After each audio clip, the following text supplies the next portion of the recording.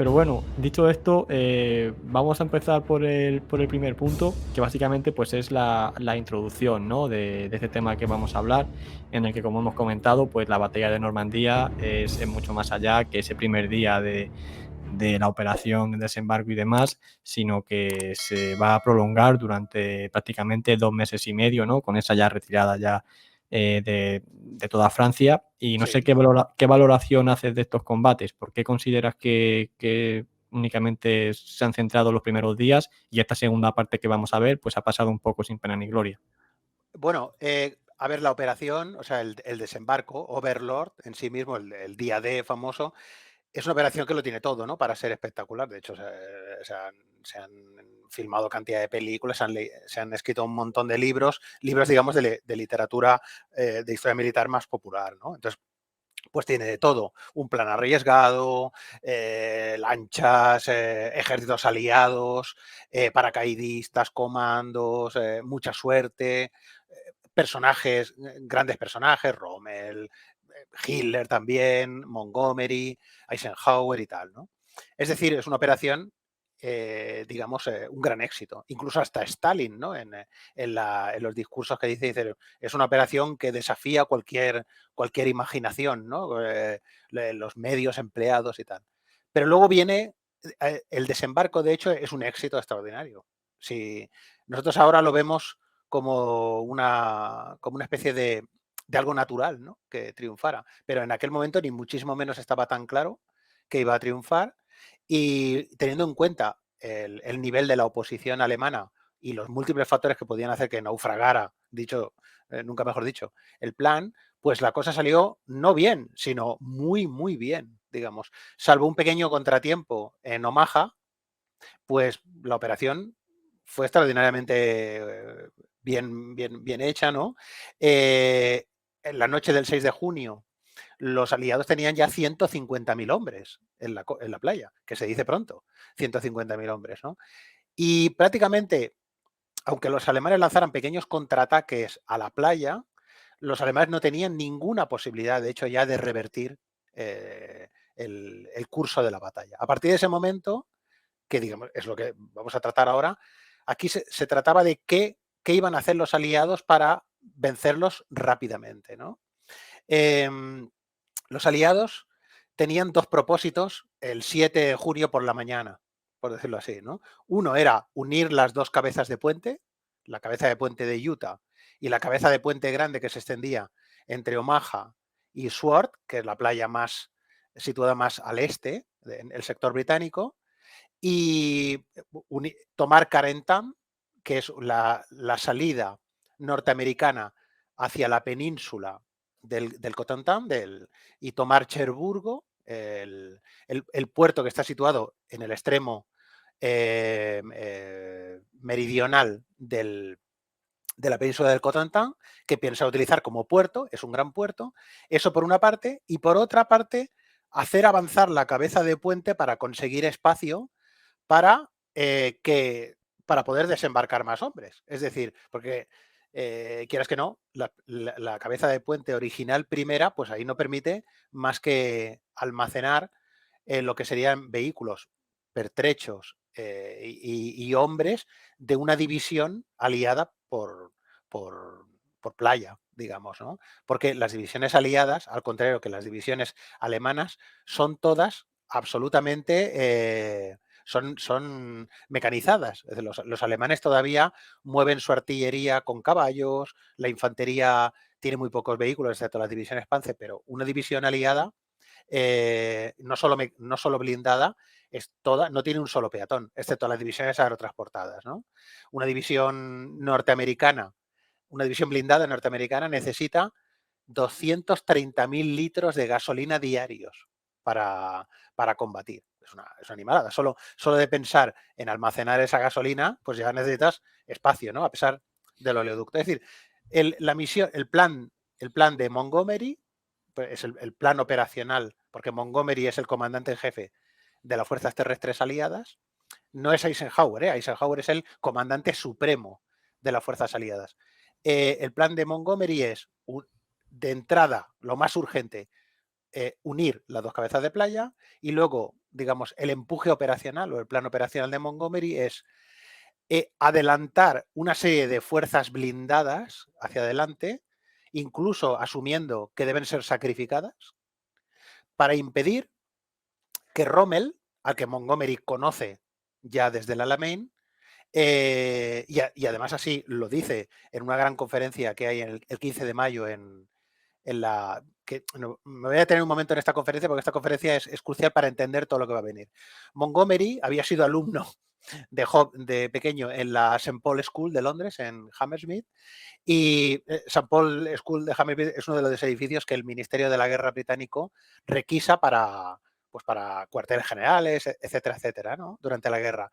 Y Montgomery, digamos, toma el despacho del director como su despacho personal, porque Montgomery ya lo veremos que es un tío que tiene un sentido del humor un poco así atravesadillo, digamos, ¿no? Y entonces el 15 de mayo se celebra una conferencia con todos los mandos que van a participar en Overlord en la biblioteca del colegio este de St. Paul School.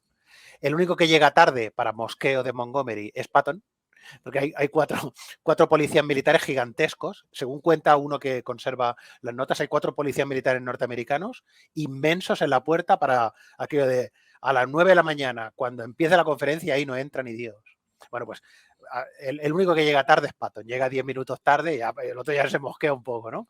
Pues ahí, bueno, asiste el rey de Inglaterra, Churchill, por supuesto Eisenhower, los 2 subordinados de Eisenhower, que son británicos, Tedder, el coordinador de la Fuerza Aérea, el mariscal del aire Sir Arthur Tedder, y Cunningham, el almirante, que es el que va a mandar, digamos, es el adjunto naval de Eisenhower. Aunque la flota de desembarco la va a mandar Ramsay, el almirante británico Ramsay, digamos estos 2. Y luego están pues todos los demás, Bradley, Patton, Hodge, Dempsey, que es el jefe del segundo ejército británico, Crerar, que es el jefe del primer ejército canadiense, hasta un total de 60 y pico de mandos. Que Eisenhower dice, si lanzan una V2 aquí, se acabó la operación, ¿no? Pero bueno, ha sido llevado en secreto.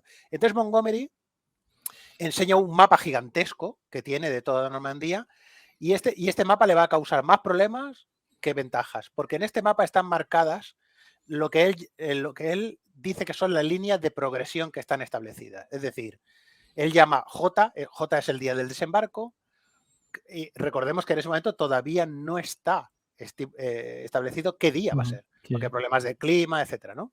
Pero bueno, J más 1, Caen, J más 30, no sé qué, J más 60, tal, J más 90, el Sena. Y a partir de ahí, hacia la frontera alemana, a toda castaña. Pues claro, esto que era una estimación, digamos, Sí, sí, sí. aproximada, los enemigos de Montgomery, y los tienen muchísimo, y más que se va a hacer aquí en Normandía, y bueno, a lo largo de toda la guerra, incluso después de la guerra, le dicen, usted decía aquí J más 30 y J más 30 está todavía en un fangal ahí que no se aclaraba nadie. Y el hombre diciendo, pero que era una estimación. Y no, sí, estimación, pero claro, como es un hombre que no es un hombre que se hace muchos amigos, los que quieren cargar sobre él, porque tiene muy mala castaña, tiene un carácter muy avinagrado, es muy mezquino a veces y tal. Todo lo que se diga de malo de Montgomery es cierto, pero es cierto, Sí, sí. pero no se dice demasiadas cosas buenas que tiene Montgomery. Ahora lo veremos enseguida. El plan de Montgomery, el plan del desembarco y el plan de la campaña de Normandía es de Montgomery. Y Montgomery no se aparta un milímetro del plan. Y los alemanes comprueban con terror, con verdadero terror, que Montgomery no se aparta un milímetro, porque ya Montgomery ya los ha calado. Básicamente la filosofía de Montgomery es, seamos realistas, nosotros no somos mejores soldados que los alemanes son mejores soldados. Los alemanes, digamos, han hecho de la iniciativa personal de sus oficiales digamos, el credo. Nuestros soldados no son así, no son así, carecen de empuje ofensivo. Nuestros carros son peores y tal. Como dejemos a los alemanes que tomen la iniciativa, como se dice en catalán, ja hem begut oli, es decir, ya hemos bebido aceite. Nos van a machacar. Como les demos una sola oportunidad de tomar la iniciativa, esto es peor que 1916. Ahí nos quedamos atascados y tal. La única posibilidad es hacer lo que yo digo, máximo entusiasmo, no perder la iniciativa en ningún momento y golpear poco a poco, erosionarlos, erosionarlos, erosionarlos, erosionarlos, poco a poco, poco a poco. No hay que ponerse nervioso. Y este tío se mantiene en eso. Se mantiene. Lo que Pero, pasa es que pero que pecó un poco de Zukov, ¿no? Cuando mandaba ofensiva tras ofensiva y todas eran o bien rechazadas o apenas avanzaba unos kilómetros, su respuesta era, bueno, pero por lo menos hemos desgastado a los alemanes, ¿no? Como hizo Zukov. es lo que estoy diciendo, es lo que estoy diciendo. Es decir, él decía, hay que mantenerse en ese sentido. Pero si te fijas bien, en todas las... los alemanes no tienen la iniciativa en ningún momento de la batalla, en ningún momento. Mm. Naturalmente, a los muertos que hubo ingleses no les hizo ninguna gracia, ni a ninguno. Pero en ningún momento, en ningún momento. Lo que ocurre es que tiene, como es un hombre que, digamos que no es capaz de reconocer sus fracasos, e incluso después de la guerra tergiversa, en cierta manera, sus ideas para disculparse, para él no cargar con las culpas, pues claro, los otros dicen, este jodido, este tío no se baja del podium, ¿no? De todas maneras hay que decir que, a ver aquí quién era más chulo, ¿eh? Porque lo digo así en Sí, plata, sí. ¿no? Porque es que el pobre Ike tuvo que, digamos, que bregar con algunos de los ególatras más grandes de la guerra, ¿eh? O sea, es que yo creo que en algún momento dijo, mira, me voy con los alemanes ya que os den viento, ¿me entiendes? Porque esto es, así no hay manera, o sea, Sí, es, que de hecho hay una es- frase, creo que de Churchill, ¿no? En relación a Montgomery, que era insoportable en la victoria, inaguantable en la derrota, algo así, sí, ¿no? sí, sí. Y también hay que pensar que al principio cuando se decide quién va a ser el comandante en campaña, pues es que no tienen otro para poner, porque No. Bradley es que no tienen otro. Él tiene ese prestigio de haber derrotado a Rommel y luego en la campaña de Sicilia. Y la verdad es que, digamos, en grandes operaciones no tiene equivalente. Sí que es cierto que ya lo veremos que luego cuando a la hora de la perforación, Patton es más capaz de ver la oportunidad de la perforación que no Montgomery. Pero hay muchos factores, ¿eh? Hay muchos Sí, factores.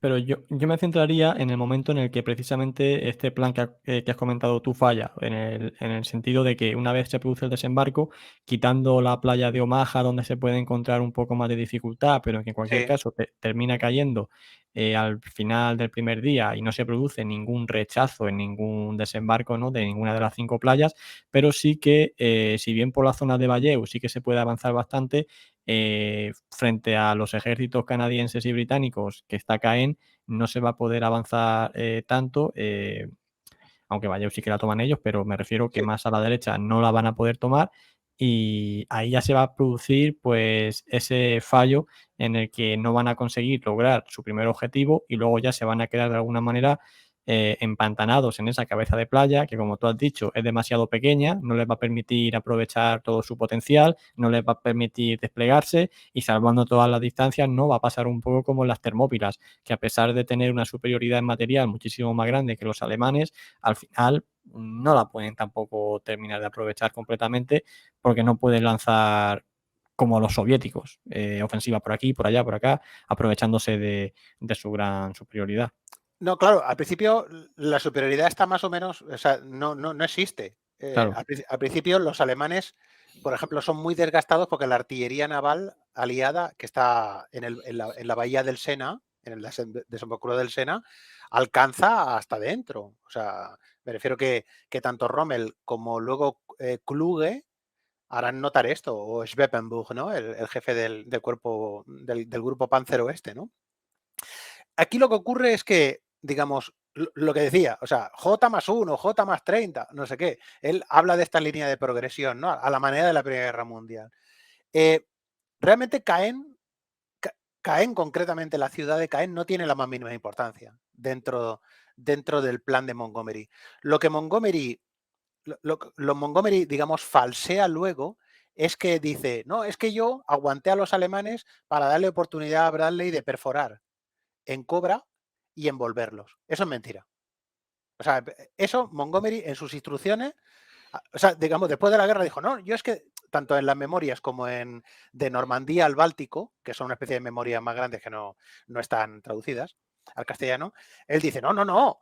No. Si lo que pasó fue que yo ya lo sabía que iba a pasar esto. Entonces, Claro, yo fijé a los alemanes en Caen durante claro, todo claro. este tiempo y entonces Bradley golpeó en esta dirección y tal. Eso al principio Montgomery, en la famosa conferencia esta del 15 de mayo, que se conserva en el Imperial War Museum, las 16 páginas de notas a lápiz de Montgomery, ahí no figura nada de eso, ni muchísimo menos. La idea de Montgomery es, en Caen hay la bisagra en la que gira el frente y todo el frente se reordena poquito a poquito, empujando a los alemanes en dirección sur y luego girando, y Caen es la bisagra en la que gira todo el movimiento, empujándolos hacia el Sena, que al final realmente sale mejor, incluso de lo que preveía Montgomery, porque Montgomery dice en esta previsión de J más no sé cuánto, J más 90, dice J más 90 al Sena, y llegan en J más 80. Y encima llega sin oposición, porque los alemanes es que salen huyendo, literalmente. Porque también hay que tener en cuenta los errores de los otros. Los errores de los errores de los alemanes, quiero decir, que es, bueno, uno de los errores, el primer error es el que a Rommel, Hitler le obliga a librar una batalla delante, en la playa. En el momento que perforan, ya no hay nada detrás. Es decir, en el momento que los norteamericanos perforan en Saint-Lô y luego en Avranches, lo que es la operación Cobra, los alemanes no tienen ninguna reserva. Y además que los ha sangrado, ¿eh? O sea, eso sí que es cierto, los ha sangrado Montgomery. A base de... Es que los ha sangrado, literalmente. Ahora veo aquí un mapa, Sí, digamos, general, ¿no? sí. Es que, digamos, pero claro, eso es, él lo ve luego a posteriori, lo que de alguna manera se decide como a mediados de julio. Es decir, lo que tú has dicho. Primero no toman Caen en los primeros días. Intentan, hay la séptima división blindada británica, que es una división que, como tiene ese prestigio tan grande de la guerra del desierto, Sí. no ha tenido entrenamiento.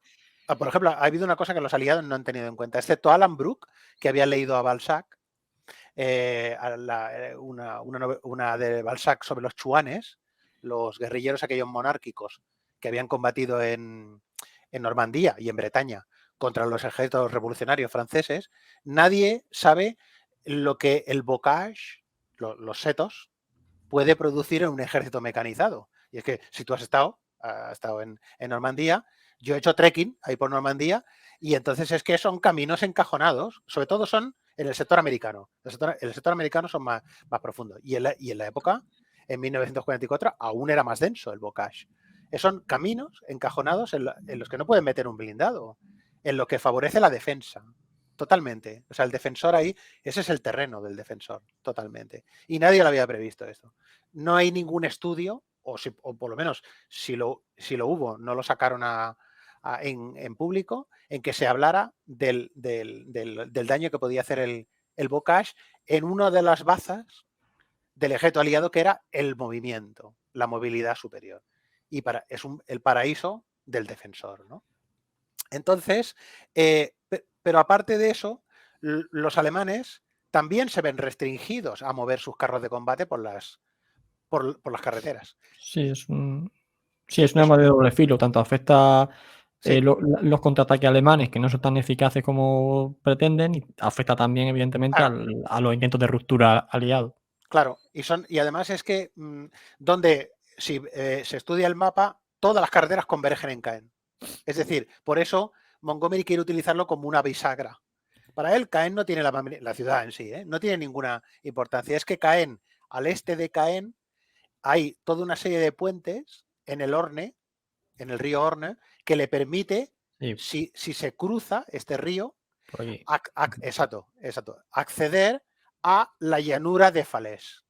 A la llanura de Falaise, Argentan, giramos hacia el este y a París, hacia París. La llave de París, ¿no? Le llamaban a Caen. No Exacto, sé quién se la apodó, pero se le denominaba como la llave de exacto. París, porque una vez que consiguieran romper el frente, ya está, o sea, Se se tiene que accede, retirar todo. se accede a terreno abierto, a terreno abierto.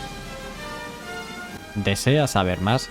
Tiene este vídeo completo junto con muchos otros en nuestro canal principal de YouTube, Historias bélicas que merecen ser contadas.